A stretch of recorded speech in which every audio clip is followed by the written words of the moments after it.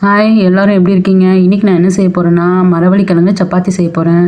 மரவள்ளி கிழங்கு நல்லா தோல் உரிச்சு ஒரு குக்கர்ல ஒரு 3 விசில் வச்சுக்கோங்க. நல்லா குழையா வேகணும்.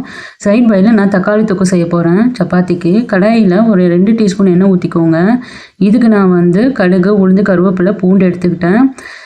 தக்காளி தொக்குக்கு வந்து நல்லா பழமா தக்காளி ஒரு 1/4 தக்காளி எடுத்துக்கோங்க. 2 வெங்காயம் எடுத்துக்கோங்க. ஸோ வெங்காயம், தக்காளி போட்டோடனே தக்காளி நல்லா வேகணும். ஸோ அதுக்கு ஒரு கல் உப்பு போட்டுக்கோங்க. போட்டு ஒரு 10 நிமிஷம் மூடி போல் போட்டு வச்சுக்கோங்க. நல்லா வெந்துடும். சைட் பை கிழங்கு நல்லா வெந்துருச்சு. ஸோ மரவள்ளி கிழங்கு தேவையான அளவு எடுத்துகிட்டு நல்லா மசிச்சுக்கோங்க. அதை நல்லா மசிச்சுட்டு அதில் தேவையான அளவு சப்பாத்தி மாவு எடுத்துக்கோங்க. நான் கோதுமை மாவு எடுத்திருக்கேன். ஒரு 3 கரண்டி எடுத்திருக்கேன். ஸோ 2 பேருக்கு மட்டும்தான். எனக்கும் என்னோடய ஹஸ்பண்டுக்கும் மட்டும் செய்கிறனால 2 பேருக்கு தான். அதில் வந்து நான் உப்பு ஆட் பண்ணிட்டேன். ஜீரகம் கொஞ்சம் ஆட் பண்ணிட்டேன். மாவு கொஞ்சம் நல்லா தனியாகவே இருக்குது. ஸோ நான் தண்ணி எதுவும் ஆட் பண்ணிக்கல. எனக்கு இப்படியே பிணைஞ்சாலும் நல்லா சாஃப்டாக வந்துச்சு. சைட் பைல தக்காளி நல்லா வெந்துருச்சு.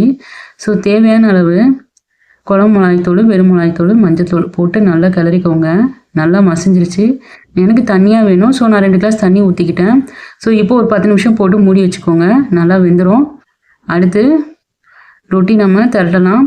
சப்பாத்தி நல்லா சாஃப்டாக வருது. சூப்பராக வந்திருக்கு. ஃபஸ்ட் டைம் நான் இப்போ தான் செஞ்சு பார்க்குறது மரவள்ளி கிழங்கு சப்பாத்தி. நல்லாயிருக்கு. நானே யூடியூப் பார்த்து தான் செய்கிறேன்.